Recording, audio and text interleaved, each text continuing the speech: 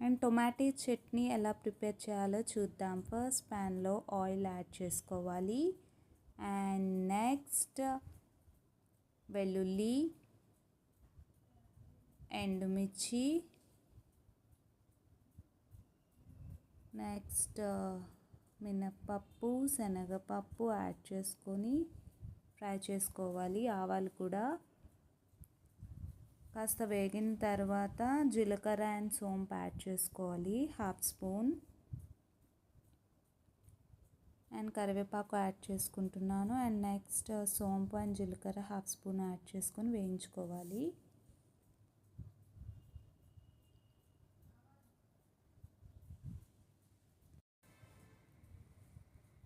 Next onions and green chillies add చేసుకోవాలి.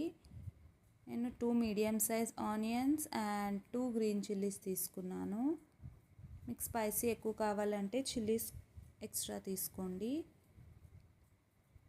And onions and green chillies fry చేసుకోవాలి. And next కొంచెం కొత్తిమీర add చేసుకున్నాను. ఆనియన్స్ బాగా వేగిన తర్వాత టొమాటో యాడ్ చేసుకోవాలి.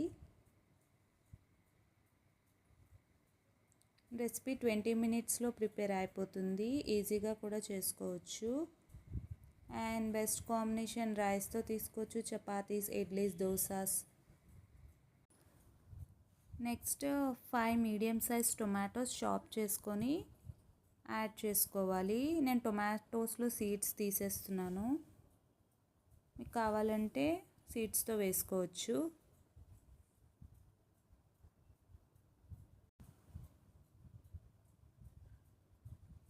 ఒక 5 మినిట్స్ కుక్ అయిన తర్వాత సాల్ట్ యాడ్ చేసుకోవాలి, 1 స్పూన్. కూరకు సరిపడా సాల్ట్ యాడ్ చేసుకోవాలి. యాడ్ చేసుకొని ఒకసారి మిక్స్ చేసుకోవాలి. అండ్ మూత పెట్టి ఇంకొక 5 మినిట్స్ కుక్ చేసుకోవాలి. మధ్య మధ్యలో మిక్స్ చేసుకోవాలి, లేదంటే బాటమ్కి స్టిక్ అయిపోతుంది. నెక్స్ట్ 1 స్పూన్ కారం, 1/2 స్పూన్ ధనియాల పొడి యాడ్ చేసుకొని మిక్స్ చేసుకోవాలి.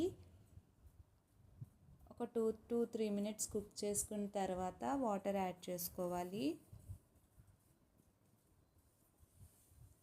ఒక 2 to 3 మినిట్స్ వేయించుకుంటే పచ్చివాసన పోతుంది కారంలోది. నెక్స్ట్ ఒక గ్లాస్ వాటర్ యాడ్ చేసుకొని ఒకసారి బాగా మిక్స్ చేసుకొని టొమాటోస్ అన్నీ కుక్ అయినంత వరకు కుక్ చేసుకోవాలి.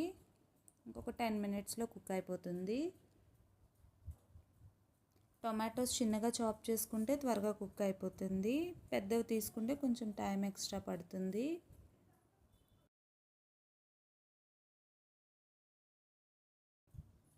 వాటర్ అంతా దగ్గర అయిపోయిన తర్వాత చల్లారబెట్టి గ్రైండ్ చేసుకోవాలి. అంటే టొమాటో చట్నీ రెడీ అయిపోతుంది.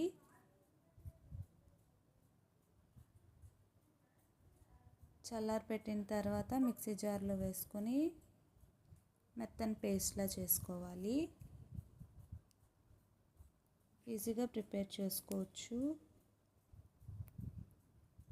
అండ్ చట్నీ రుబ్బేసిన తర్వాత మీరు కావాలంటే పోపు వేసుకోవచ్చు, నేనైతే వేయట్లేదు.